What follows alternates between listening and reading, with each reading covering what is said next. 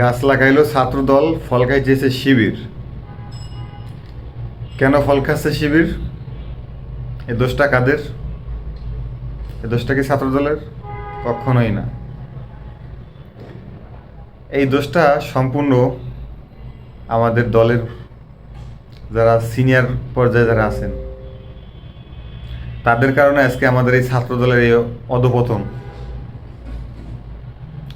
দেখেন, এই যে সাদিক কায়েমকে 5 তারিখের আগে কেউ চিনতো?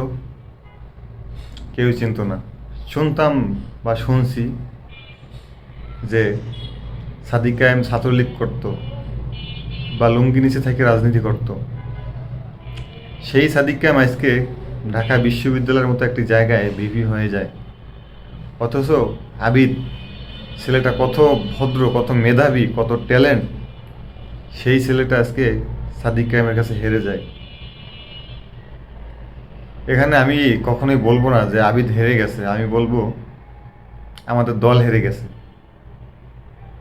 কারণ আপনারা তো ছাত্রদলকে সেভাবে প্রোটেকশন দিতে পারেন নাই, সেইভাবে গড়ে তুলতে পারেন নাই।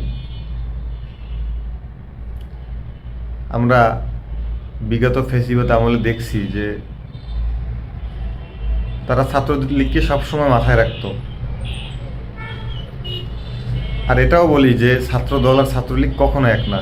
ছাত্রলীগ ছিল একটি সন্ত্রাসী বাহিনী, কিন্তু ছাত্রদল কখনো সন্ত্রাসী বাহিনীতে ছিল না। আপনি দেখবেন প্রত্যেকটা ছাত্রদলের প্যানেলে কারা সভাপতি সেক্রেটারি আছে, একটু ভালো করে খোঁজ নিয়ে দেখবেন যে সবগুলো ছেলেও অত্যন্ত ভদ্র ছেলে, ট্যালেন্টফুল ছেলে এবং নম্রভদ্র ছেলে। সেই ছেলেগুলো আজকে তাদের ন্যায্য জায়গায় যেতে পারতেছে না। কেন? আমাদের দলের নির্বাহী কমিটির মূল দল হইতে শুরু করে যারা আছেন, আপনাদের ব্যর্থতা। আপনারা আমাদেরকে প্রোটোকল দিতে পারতেছেন না।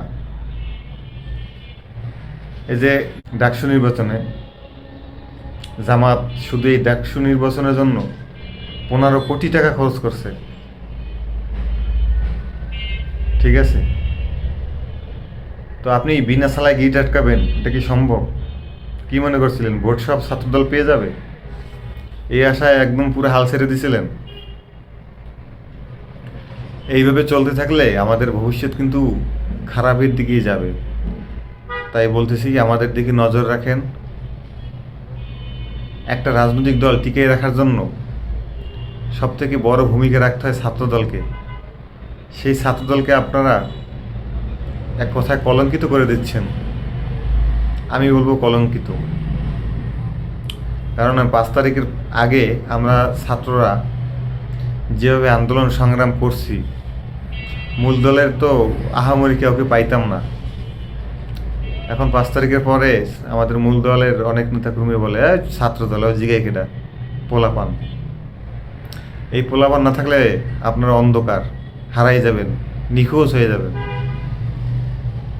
তাই আমাদের উপরে একটু নজর রাখেন। অর্থনৈতিক বলেন, সামাজিক বলেন, মানসিক বলেন, আমাদেরকে একটু সাপোর্ট দেন। ইনশাল্লাহ আমরা এই দেশের সাধারণ জনগণ এবং সাধারণ শিক্ষার্থীদের নিয়ে সামনের দিকে এগিয়ে যাব। আমাদেরকে সেইটুক সাপোর্ট করেন।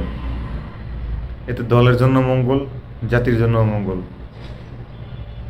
বুঝলে বুঝপাতা, না বুঝলে তেজপাতা।